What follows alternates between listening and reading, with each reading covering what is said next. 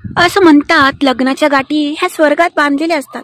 जोडीदार कसा जरी असला तर निभावणारा आणि साथ देणारा चांगला असला की आयुष्य अगदी सुखाचं बनतं.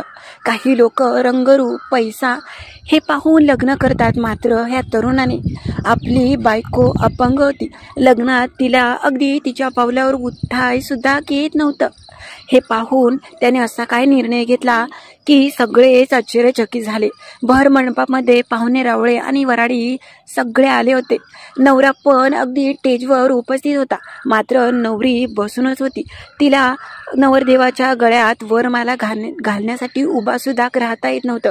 नवऱ्याच्या हातात कुबड्या होत्या, मात्र मैत्रिणींच्या सहाय्याने तिने उठण्याचा प्रयत्न केला. मात्र हे पाहून सगळेच पाहुणे रावळे आश्चर्यचकित झाले. नवरी मुलगी अपंग आहे, मात्र त्याने त्याच्या मोठ्या मनाने तिला स्वीकारलं. ती जरी अपंग असली तरी काय झालं, ती माझी साथीदार आहे. आयुष्याच्या प्रत्येक संकटात मी तिचा असाच हात धरून आणि तिला काही कमी पडून देणार नाही, असं त्याने वचन दिलं. 7 जन्माची तुझी साथ राहील हे वचन दिल्यानंतर नवरी पण भावुक झाले. हा व्हिडिओ सध्या सोशल मीडियावरती चांगलाच व्हायरल होत आहे.